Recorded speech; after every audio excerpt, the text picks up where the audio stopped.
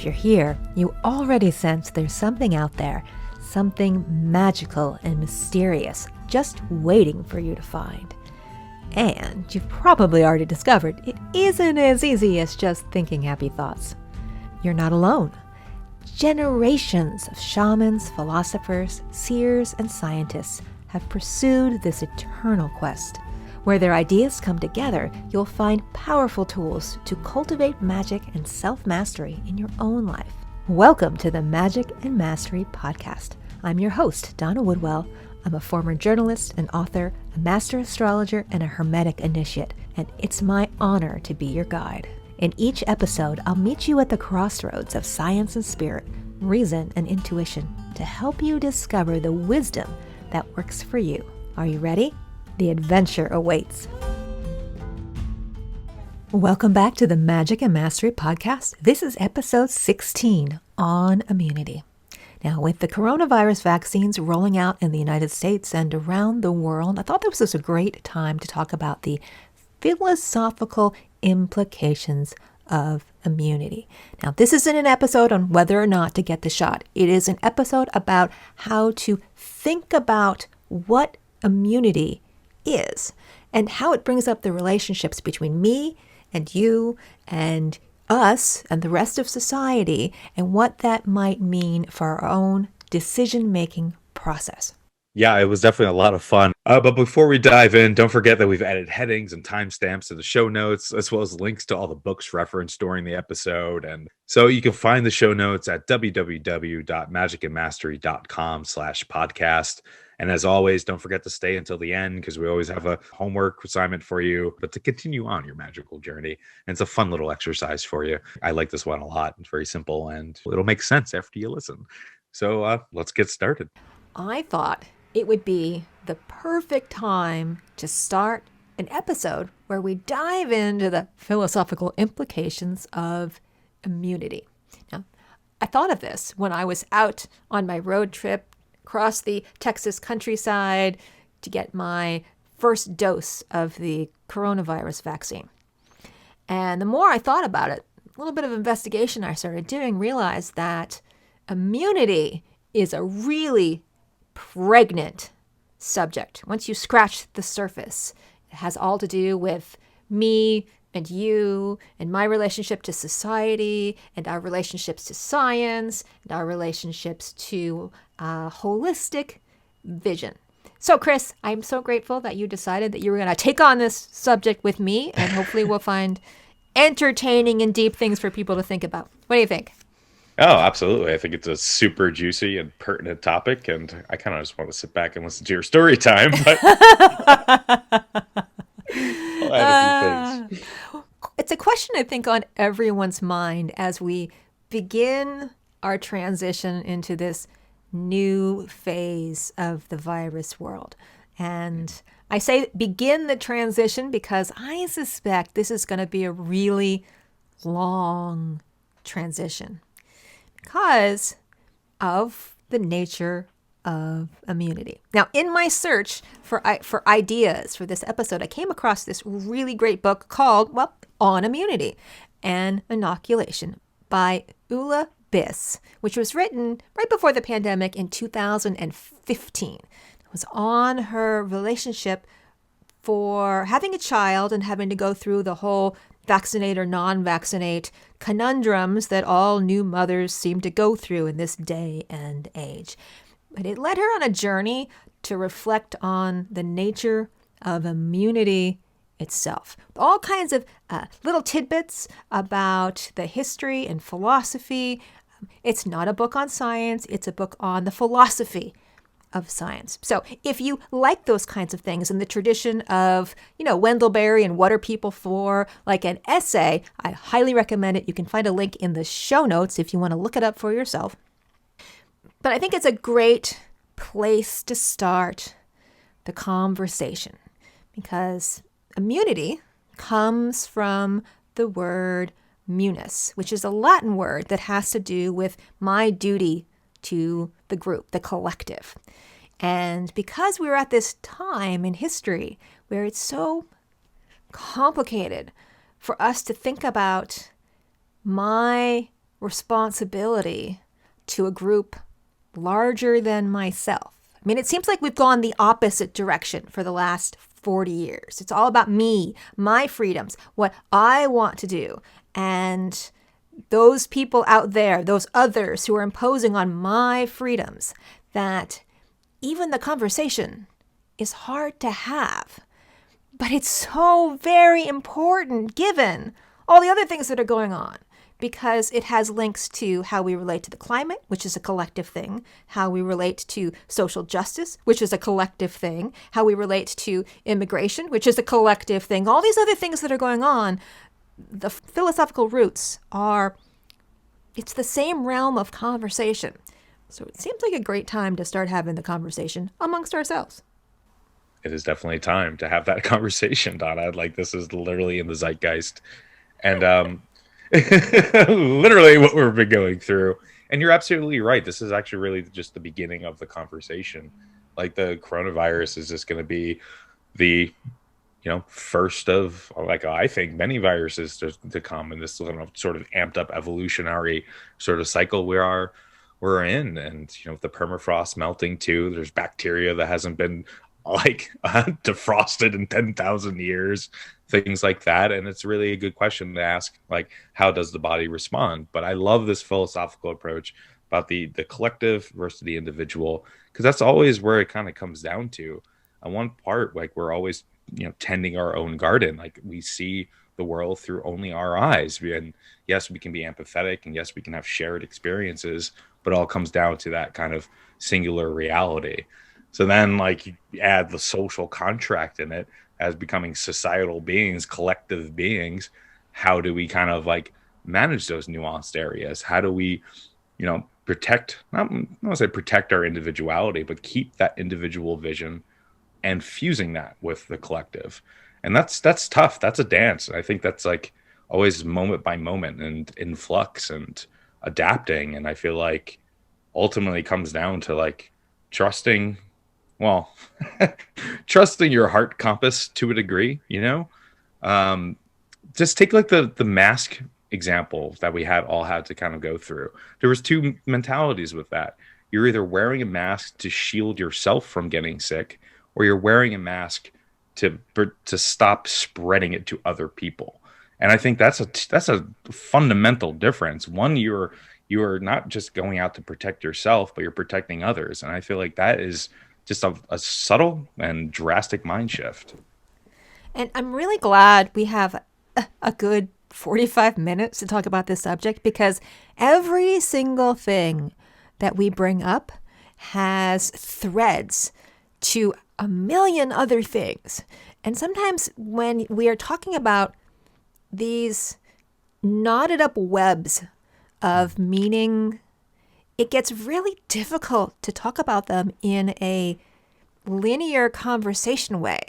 And so the conversation becomes here, there, and everywhere, because that's the nature of the reality on the subject. Because what you just said, I can say, well, of course, with the climate breaking down, if you think of the climate as a body and the earth as a body, then climate change is an immune response to something, to a kind of virus that we have put into the atmosphere, and it's going to change how people move around. And so migration is going to become an issue as the sea levels rise and as people migrate.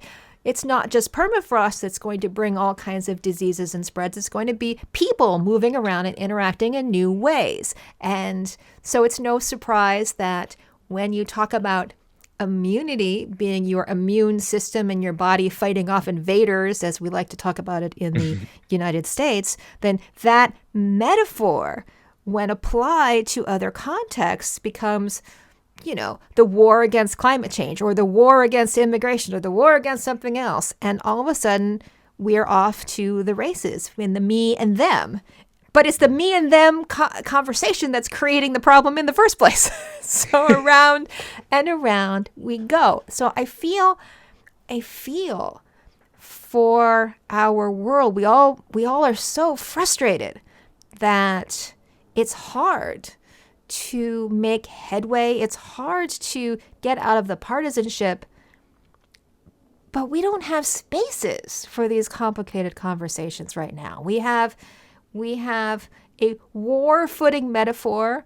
We have us versus them media discussions in sound bites. We have Instagram and Facebook and Twitter, tiny little one-liners that we're trying to one up the other person with, where people are talking more because it's a moment of self-expression than a moment of understanding. And that, again, is the opposite of where we need to go in these conversations. So I don't have any easy answers yet either. There are no easy answers to this. There's just the paradox of moving into a new paradigm, a new way of being. We need to write a new story for ourselves with different rules, less war, more cooperation, more interaction. But how we get there is going to mean rejecting some very fundamental concepts about the way we talk about the world, the way we talk about each other, and the way we conceive of the self and what the self is, and have it less be a billiard ball that's bumping off of other billiard balls, and more as an approximation. This holistic vision is an old vision, and it's the one we have to go back to. It's an old vision because we used to see the world as an organic whole. That's what gave birth to magic. That's what gave birth to all of our ancient spiritual concepts and how they worked. And things like the poet, was it John Donne who said, "No man is an island entirely of itself. Don't ask for whom the bell tolls, it tolls for thee." Poets like that, they got it. They understood that we are, at best, an approximation with very blurry edges. Absolutely. And I'm so glad you actually brought that point up, because it's kind of funny, and what you mentioned earlier too, just like the nonlinear sort of quality of these conversations, because they are these links and tethers. But we're at a point where we do have to write this new story, yet it's bringing back a reconnection, this older tale that we've forgotten, this sort of healing narrative that we're on, about reforging that intimate, interconnected presence with the planet, with each other, while simultaneously pioneering this new path. So it's at one step like this retrograde motion, yet this forward motion happening simultaneously. And like clockwork gears, everything's kind of simultaneously going on, backwards and forwards and up and down and interwoven, the past and the future all blurring together in the present.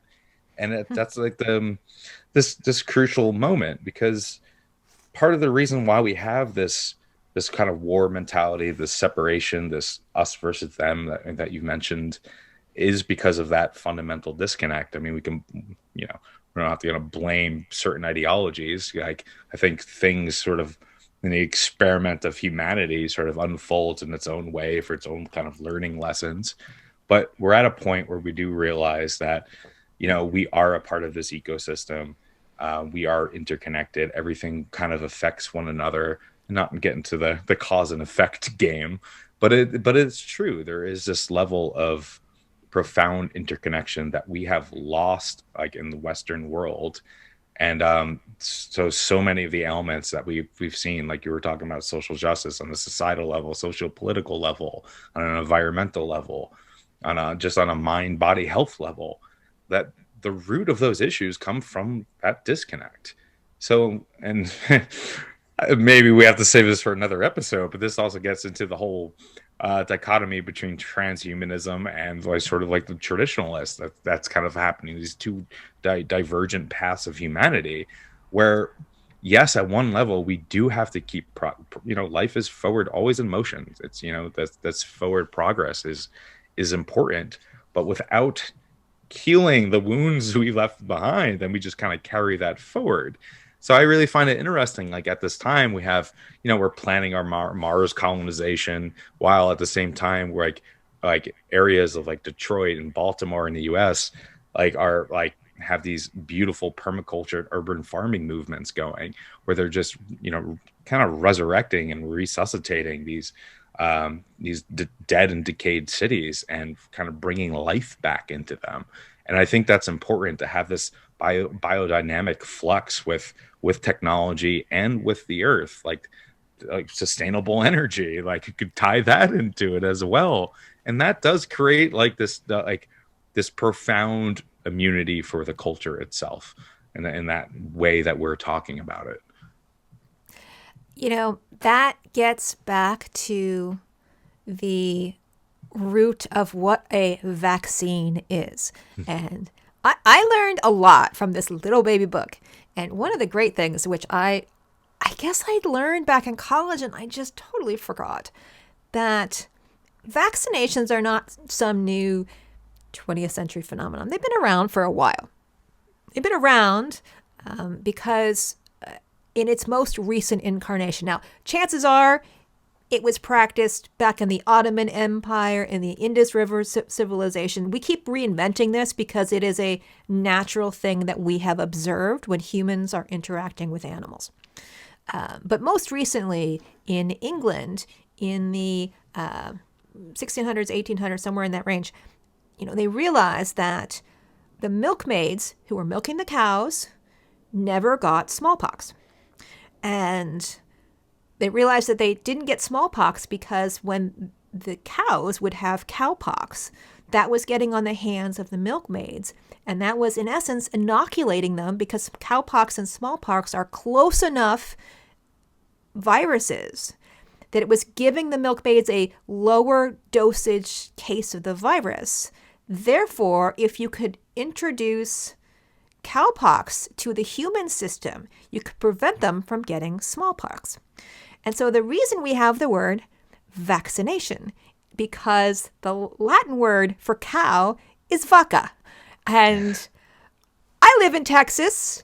You know, I am used to seeing la vaca. That's the cow, the cattle drives.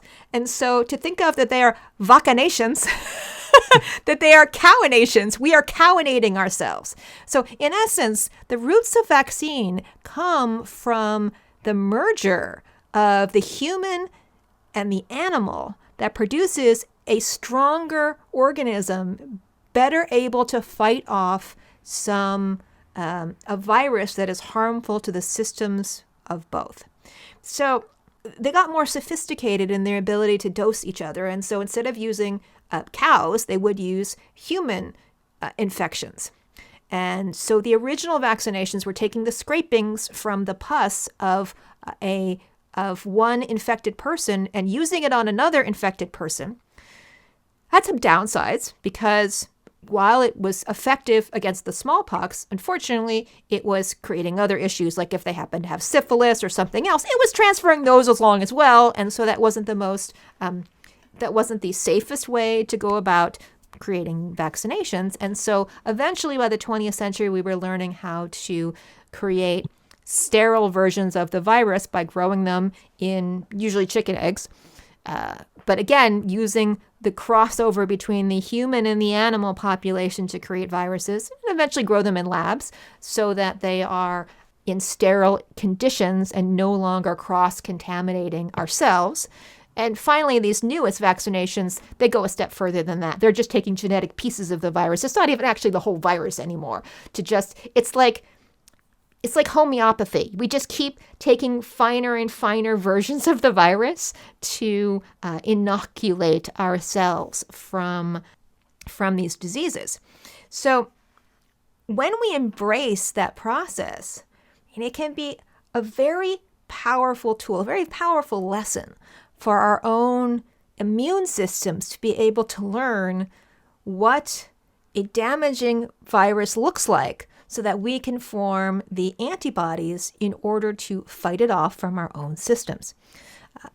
And when we do that, every person who participates in this process becomes, if you jump up to the body politic or the collective garden. You are one person who is forming the immune defense of the collective. And it's that being part of the immune defense that that's your part of your duty to being able to help the entire collective be stronger and more resilient than it could if we were all discrete parts not coordinating with each other. Does that make sense? It does make sense. It makes total sense. And I'm coming from like a plant herbalist background. That's sort of like the mentality that we have with working with these plants to actually, your body has a pretty amazing immune system itself without vaccinations. And when it's like in working in tandem and in harmony with the natural world, then you do have this profound defense mechanism in itself. But then that's a similar mentality where you are becoming in a symbiotic relationship with the planet. That reminds me, the word inoculation comes from the same Latin word that we use for grafting one part of one plant onto another part of another plant. That's actually where the word inoculate.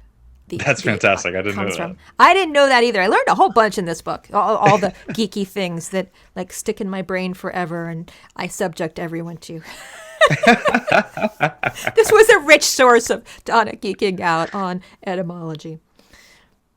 It's interesting that this concept of vaccinations, this crossover between human and animal, was developing at the same time in Europe when there was also the emergence of the scientific paradigm, which came along with a new constructs about hygiene in general.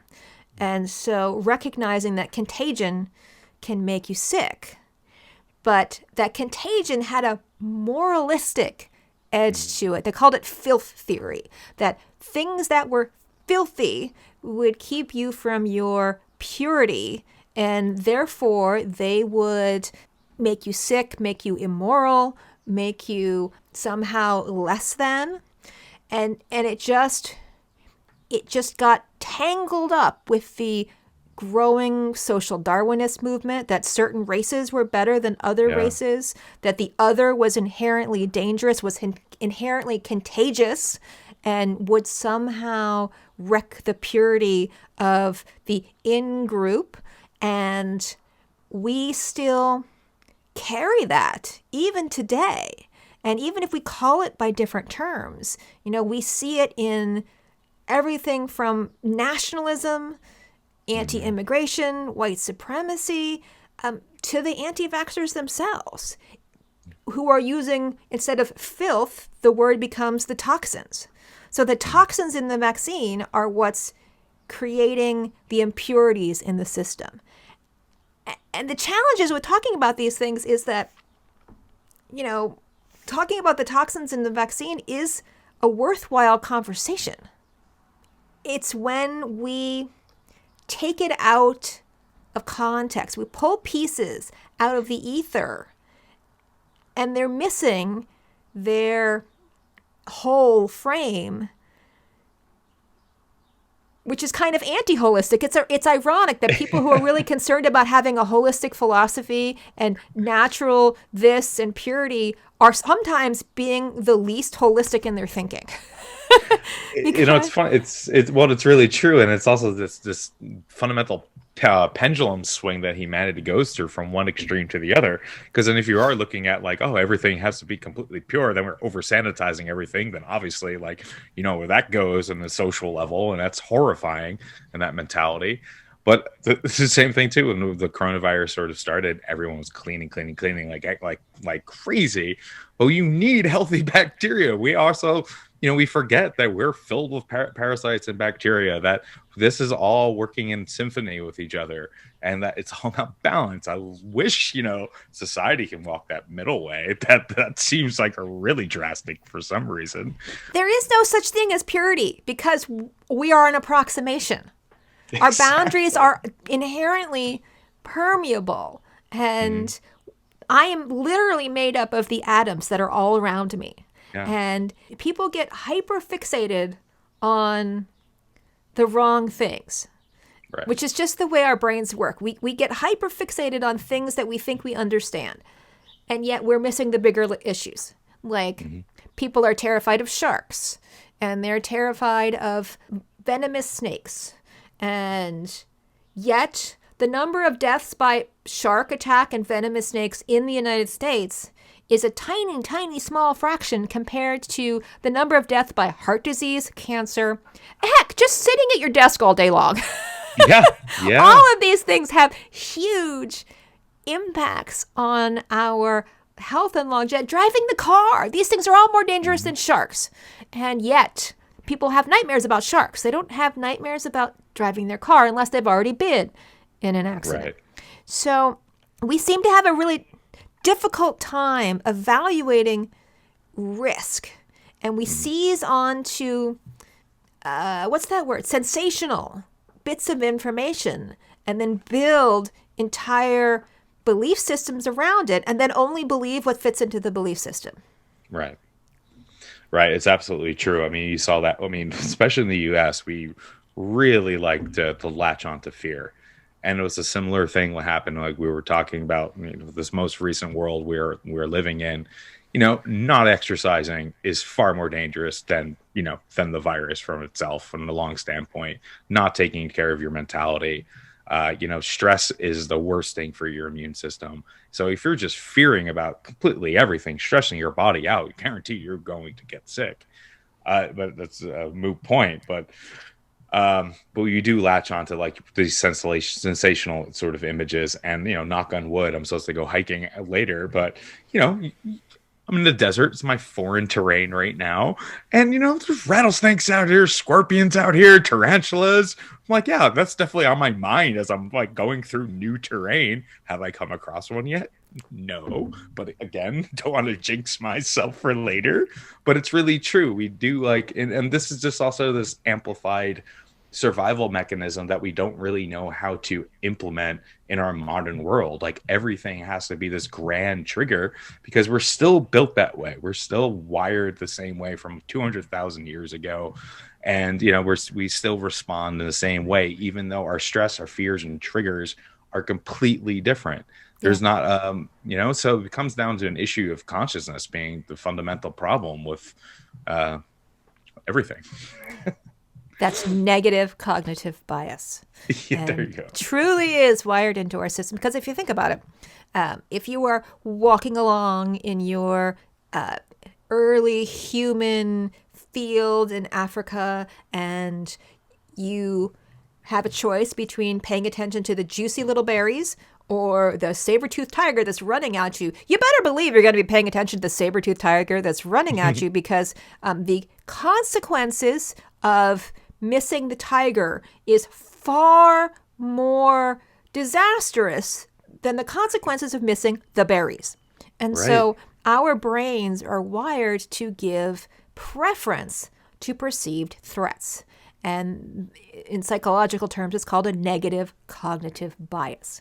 And unfortunately for all of us in this modern world, it's hardly ever a useful way to perceive situations because it's not capable of evaluating rationally what's truly there. Because there are rarely saber-toothed tigers running down the street. Unfortunately. In our modern society. There are rarely sharks swimming around in Iowa. And things like this do happen. But, we have a mediated world where, I was taught in journalism school that dog bites man is not a headline. Man bites dog is a headline because it's unusual. And so we put up the weird and the bizarre and the unusual because they're unusual. And then we use them as reasons for our things. This gets back to other viral things that behave exactly like guns, in a way, are a virus. The United States has more guns than citizens. For every 100 people in this country, there are 125 guns. But the logic goes, well, if they have a gun, I want one too. Because therefore I will protect myself. And yet, all the studies show that you are more likely to be killed by your own gun than someone else's gun, or someone in your family taking the gun that you just bought and using it against you, or you using it against yourself. There are myriad reasons why. And this isn't me going on an anti-gun rant. No, but it's totally related, and and this also goes back to the social sort of entity, like the let's say like the U.S. government in itself. Like, it's a very highly militarized force, and even the police force is highly militarized and ill trained for this equipment. So I understand about this well, taking this whole gun concept and gun control laws and stuff in effect, that the higher integral field has to show face first before the populace can kind of follow and show suit. So if the collective entity itself is not moving in those directions, then you can understand the fear around people not wanting to move in that direction too. So it just kind of exasperates the issue. But anyway. We don't know how to have these conversations. We don't know how to talk in these multi-layered ways together. Everyone wants a simple answer. I know everyone wants a simple answer. I have been teaching astrology and magic courses for the last 15 or 20 years of my life. And people are like, well, what does it mean? Well, it depends on the context. It depends on the circumstances. It depends on your own personal experience. Have you tried it out for myself? No, I want you to tell me what to do. And we are conditioned for sound bites. We are conditioned for easy answers. Perhaps I sympathize. There's so much noise in the world. People are so overwhelmed. They're desperate to make some sense of it all, and quickly, because it's what keeps the other away. It keeps the darkness away and the mystery away, because that seems threatening. Because again, we are othering everything we don't understand. It's very true, and it's the same thing of how we intake nutrition. I mean, media nutrition is highly important as well, and like how many of us actually just sit down to eat our meal and eat slowly, like we were kind of built to do.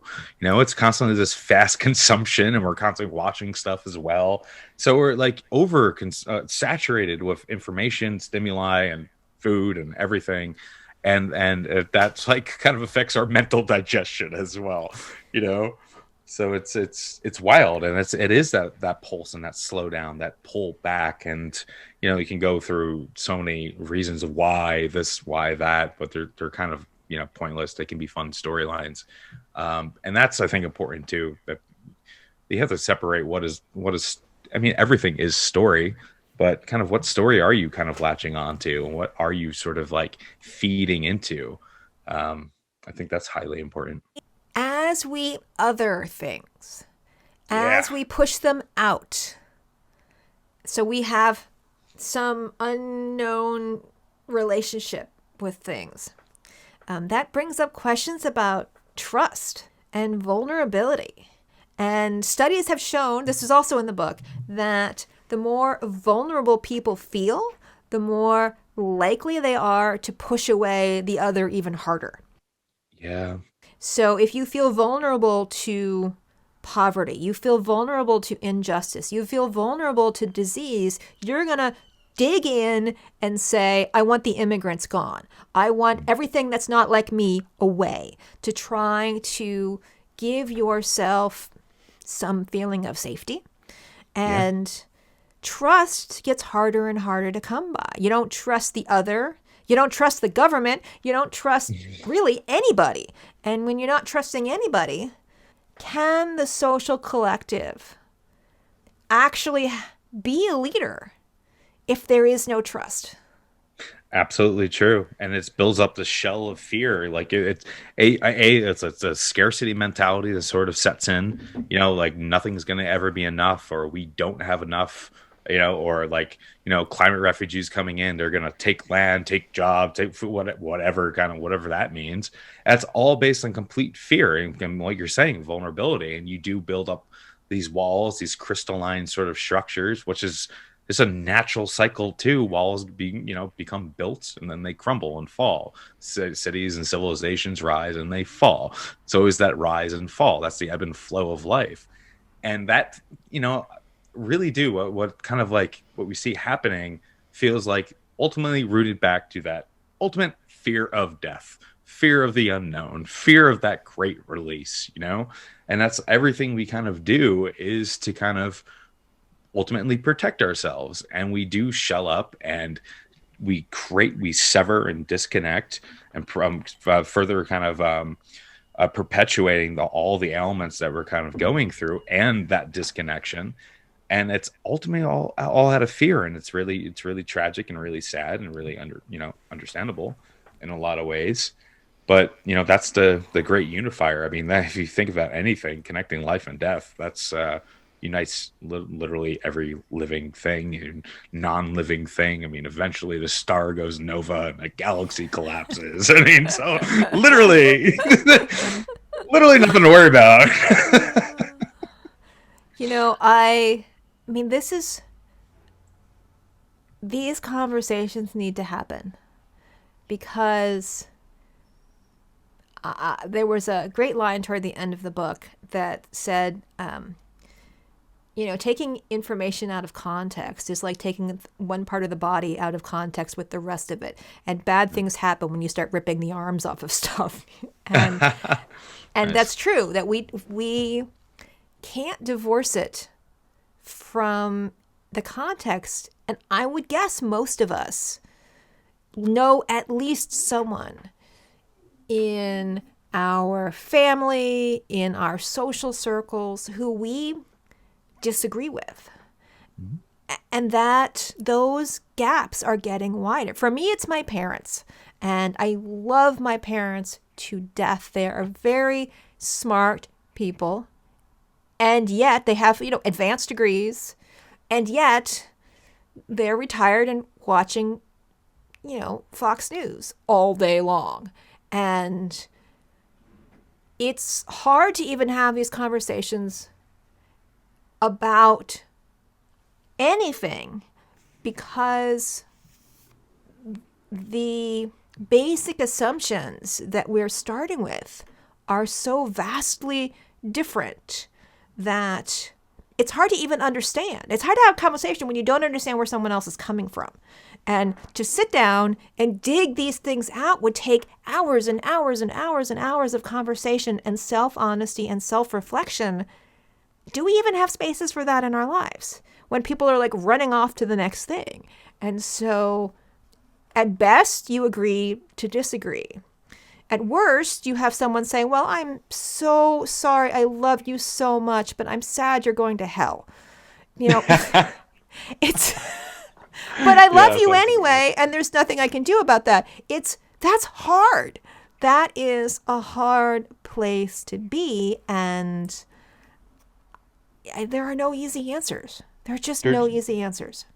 They're not, but you totally this is like a great point. Like, life thrives on diversity, and we do need a diverse kind of mentality and points of views. And it's so important to have these conversations. Like you said, it will take hours and hours to unpack. Like, this is why we just need to sit around the campfire and just surrender our egos a little bit.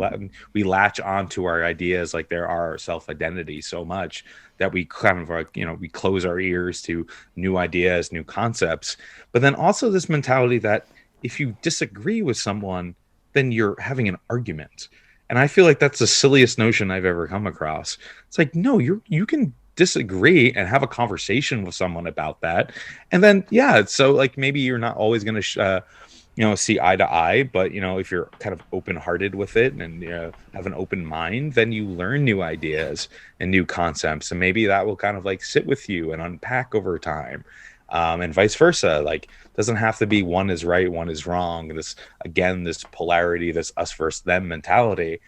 But there's room for different points of view. There's room for different perspective, and it's okay to have conversation around that. It's okay to disagree, and it doesn't have to be we're having this massive argument and debate, and whoever is right is going to come out this victor, and then that's the ideology that's going to shine. I think that's just ridiculous and unhealthy. Not Yeah. only is that ridiculous and unhealthy, but while you were talking, I was pulling a book off my shelf that I had from graduate school that reminds me that the book is called, it's by Peter Berger and Thomas Luckman, called The Social Construction of Reality. And it's a treatise on the sociology of knowledge. It basically argues that our reality bubbles, what we think of as reality, is a social construction. It's not something that we sit on a desert island and create all by ourselves. We create it in dialogue with our environment, our dialogue with the people around us, our family, our friends, our larger society. So if we don't have those conversations, our reality is smaller. Our reality is less evocative. It would be like, never reading a book again. Oh God, no, that's horrifying. There's a nightmare for you. I know, it's my personal nightmare. Never, ever, ever having that fertilizing influence of other ideas. And, it gets me back to, we were talking about this right before we started, that, there is the old Empedocles model of the cosmos as being moving back and forth between the poles of love and strife. And as we cycle back and forth, we shift our predominant worldview from love and how we can harmonize with one another to the battle that we have to make ourselves better. And one side cannot exist without the other. But when one becomes more dominant, problems always follow in the wake. Yeah, it's absolutely, and that's the solidification, that crystalline sort of process that like life kind of goes through. Like it builds these structures and then it kind of decays and withdraws, and then everything kind of starts over again. But it's super important. Like the same thing you brought up reading just a little while ago, and like I'm sure you don't read just like one genre like over and over. Like no, like read multiple genres, like stimulate your mind, stimulate different ideas, have different conversation. And it's super important because we do, like everyone has a dominant filtered reality, like whether it's based on economic class, race, your environment, things. Those are all levels and filters that shape your reality. So those become crystallized over time. The antidote to that is to have new information coming your way, going to new environments, keeping that open mind and sort of being malleable and not to be completely rigid. Like again, we kind of latch onto these ideas that form our identity. And that, I feel like that becomes when it's completely rigid and crystalline and stagnant. That's when life stops, motion stops. You want the short, pithy version of that? Sure. Yeah, sure. It's this. The more fearful you become, the more small-minded you become. Yeah, there you go. It's so true. It's so true. And then it reflects outwards into hate and anger. And you can see, like, when that's propelling outwards, you can see that's coming from a profound sadness and fear within that person's heart. So, get back to the immunity. I can understand people being concerned about vaccinations in general. I mean, I remember, when I had my daughter, they gave me this vaccine schedule. I was like, oh my God, there's an awful lot of shots on here. And apparently in like the 50s, we were vaccinating regularly against 5 different diseases. And when I was born, it was 7. And now it's 14. And so the number of shots in the course is like 26 or 28. It just goes on and on and on. It's a lot more than I had. And when I got out my vaccine records, because I actually have my original vaccine records all the time since I was born, there are way fewer on there than my daughters have. My daughter has better immune system based on vaccinations than I do. I got some extra bonuses when I went to like traveling around the world. I had yellow fever and cholera and a bunch of other things. But it can be it can be intimidating, especially when you're used to it being some other way. We're all inherently fundamentally conservative about the way things were when we were kids. We tend to carry with us as we go forward because it's what we're comfortable, it's what we're used to, it's part of the known thing. And moving into the future where it's different, that's the unknown. So we are less comfortable about it. But I realized that unless you have a really good doctor or advocate or someone who's explaining to you what's happening, why it's done the way it is, talking to you about risk versus risk balance, and what's the risk of this vaccination versus the risk of not having the vaccination. If you don't have those conversations, then I understand switching into the narrative of, I want my child to be pure. Oh my God, I could be responsible for causing injury to my child. I don't want to be in that realm. Therefore, no. And stopping all of vaccinations and calling it conscientious objections. In fact, the conscientious objectors for war, that was originally a concept for vaccinations. Because I didn't know that either. That was a term that came up in English law because some people were avoiding vaccinations. And some people were saying, no, I don't want that vaccination. So there's a fundamental difference between just not doing it because you forgot or you don't want to pay for it or whatever. You just didn't do it. And I am saying, no, I'm not doing this on purpose. So it's not negligence, it's intentional. And so that's what the word conscientious objector, sir. It meant someone who is intentionally objecting to the thing itself. And so the fact that we can use a term from the anti-vaccination movement from the 1800s in the Vietnam War tells you about the mentality is they're cross-pollinating each other. And I understand why there can be a lot of fear. But that means you're not putting it into context of the larger issues going on in the world. Like there are vaccinations that have small amounts of mercury in them. Tiny amounts of mercury because it makes them shelf stable. We were talking about this yesterday.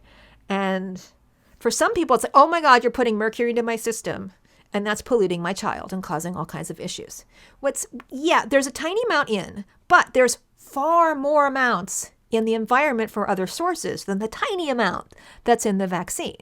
And if it wasn't in the vaccine, then it wouldn't be useful to go to all of these less developed countries that don't have sophisticated refrigeration systems and all kinds of other things that enable the vaccines to be used by larger sections of the population.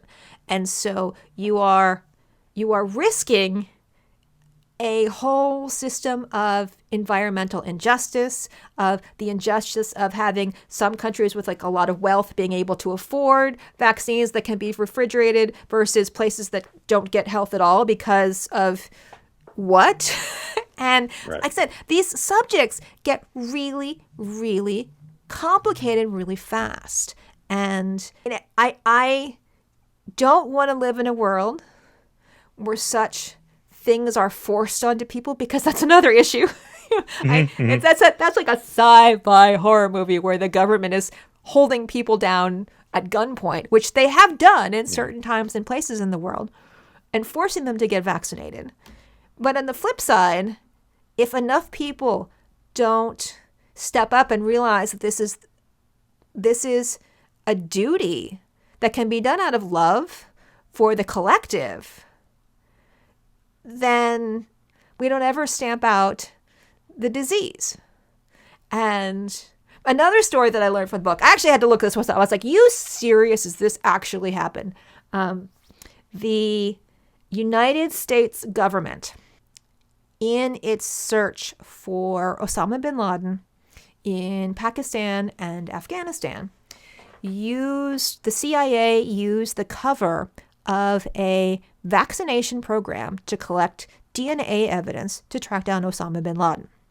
And the information leaked, And the Taliban leaders got so angry that they started shooting all vaccination workers, even the legitimate ones. This sounds like a conspiracy theory, but it's actually documented in Scientific American and the New York Times. I looked it up. I was like, really?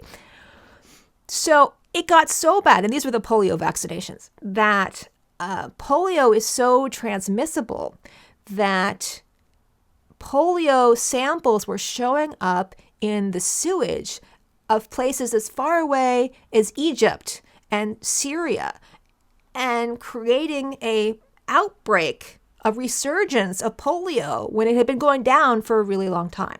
So the United States government apologized, and they promised they wouldn't do it again. Knock on wood. But we get back to trust. If we're supposed to trust anybody, our own government, or what about the Pakistanis, who already have lots of reasons not to trust the West, far more historic reasons than this one? What does that do for trust?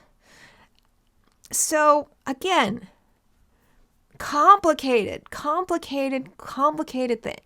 And once trust is violated, it takes so much longer to rebuild it in some meaningful way. And sometimes I'm not sure it can be rebuilt because the memory lasts really long time. And it takes a kind of leap of faith, which, again, if you don't feel safe to begin with, is a very hard thing to ask people to perform. Absolutely. And it's kind of funny that we circle around this element of trust, but of fear too, because not everyone going into that vaccination is having your mentality that you are doing this for a more heart-opening, greater good. A lot of that is fear around, I'm going to get sick, or I want to get back to the world the way it is, so I want to get vaccinated. And that's still a fearful mentality. And I kind of am in the middle ground with this one, because like there are times science of vaccination is phenomenal. There are some serious diseases that really, probably should be vaccinated for. But I think it's again weighing that cost, because like what you mentioned, like if you're from your childhood vaccinations to your daughter's from, and it's not necessarily that there are more viruses, more diseases. It's just that our technology is improving, that we're identifying more. Yes, of course, things mutate and we're constantly in flux, but it's a similar thing with like all the social injustice that we're coming through. We have more access to what is going on. We're interconnected with the internet, and everyone has camera phones and things like that. So we're seeing it more. We increased our awareness of these things. So my view with that is, at what point, at what point do you kind of trust and also that in yourself or in the ultimate kind of flow of life that's going in the right direction? Because we can take that to a whole nother extreme where we're just kind of ultimately living in this complete bubble world, or completely going down the transhumanist route where we are just injecting little nanites, and which could be fine. I mean, could be great. Could be awesome. Everything ultimately is okay too. So it's funny like how in either extremes, it can center back around to fear depending on your point of view. And just that middle ground, there's a middle ground, there's a middle road where things, I don't know, you can kind of trust in that you're kind of going in that right direction. I don't know. Yeah, there are, I think, legitimate reasons to be wary. I worked for a hospital system. The idea that the medical establishment and all of science knows everything is completely false. And that's based on its own hubris. Yeah, totally. I remember what I was also going to say. Can I interject real quick? Mm-hmm. And that's my thing too. It's like, it seems like there's like extreme modalities, like a lot of things in the Western world, Western medicine are great for emergency situations. But my thing is, like, there literally are plants that are very healing. There's the more less invasive, less drastic, less sort of taxing on the body approaches that you can kind of heal things. And like, we lost that connection with that knowledge, and like restoring that first seems like this a beautiful step. So then you don't necessarily have to do something that could be very taxing your system, or hypothetical. You don't know the outcome for it and what will be like 10 years down the road, that type of thing. And then, implementing the drastic measures. Like that's drastic measures are usually best considered last resort.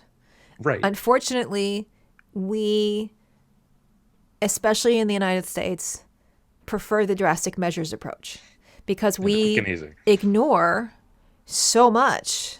In fact, one of the innovations that the hospital system that was doing, 25 years ago, was recognizing that, okay, people are sick and they wait and they wait and they wait and they wind up in the emergency room. Yeah.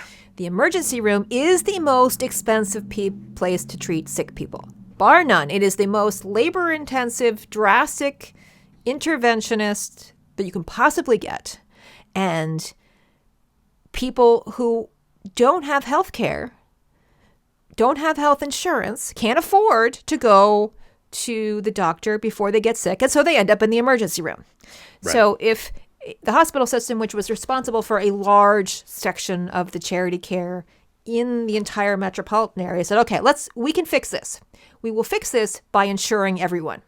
Anyone who walks in the doors of one of our facility and they don't have insurance, we're giving them an insurance card and we're going to self-insure them because it is cheaper for us to self-insure 300,000 people than it is for us to raise money to continue to try to provide emergency care for whatever portion of that population would wind up in the emergency room. Right. And so encourage people to start moving down and here's your health, and then build clinics. I'm like, okay, there aren't enough clinics in places. We'll just build the clinic too. So we'll give you the insurance card. We will build the clinic. Go there, get your diabetes treated, get everything managed on a simpler level, and keep them out of these super expensive hospitals, which, to me was like, that is the most logical thing I can possibly think of to do. And yet listening to the conversations we can't possibly have socialized healthcare. Yeah. It's somehow it's a travesty that it's somehow evil. It's somehow evil. And yet it's the most rational way to manage a social good. You don't have to give up your private doctors. You don't have to do any of those things. No. You just have to make sure people have options to be able to go and deal with the care where it is best used to being delivered. And Exactly. That's the value system of the culture itself. So I don't know what's it's happening with that, because it's a double standard that happens.